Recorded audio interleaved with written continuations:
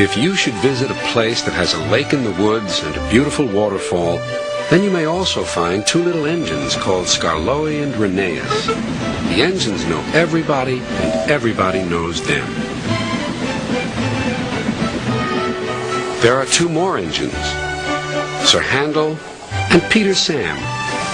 They used to be called Stuart and Falcon, but they like their new names better. One day, Sir Topham Hatt sent Edward to the works to be mended. A big surprise awaited Edward. It's Skarloey. What's he doing here?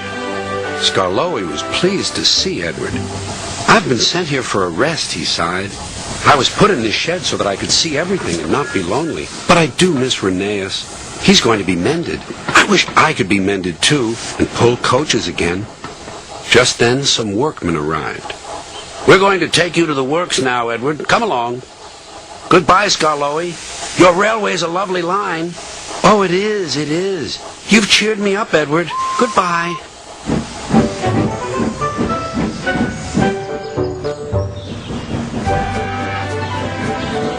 Meanwhile, Sir Handel was having trouble with some coaches. He tried to be kind, but the coaches didn't trust him. They were awkward and rude.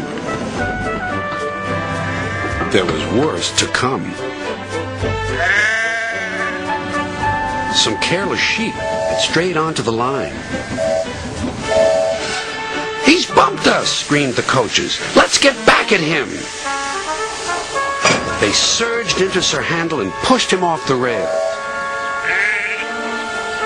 No one was hurt, but Sir Handel limped sadly to the shed.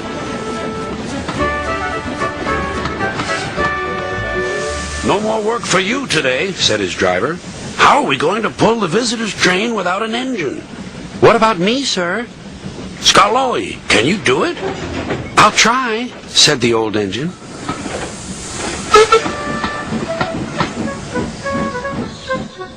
The coaches stood at the platform. I'm ashamed of you, scolded Skarloey. You might have hurt your passengers. The coaches quivered. We're sorry, Skarloey.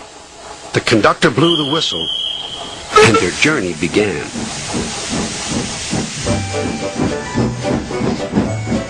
Skarloey remembered all the gates and stiles where he had to stop.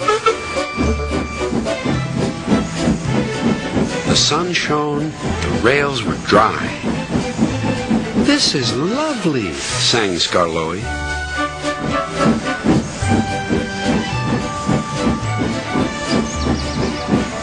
Presently the line grew steep. Skarloey felt short of steam. Take your time, soothed his driver. It'll be better downhill, Skarloey said to himself. But it wasn't.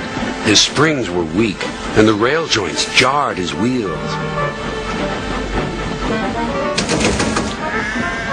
At last, a spring gave way. I feel all crooked, cried Skarloey. We'll need a bus now for our passengers, sighed his driver. No, pleaded Skarloey. I'll get them to the station or burst. James was waiting at the platform.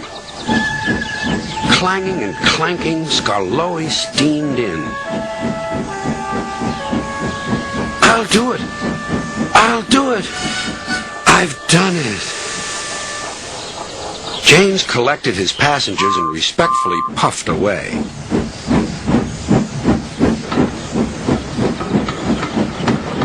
Everyone was pleased with Skarloey, but he was still worried. Old engines can't pull trains like the young ones can. They can if they're mended, Old Faithful, smiled his driver. And that's what's going to happen to you. You deserve it.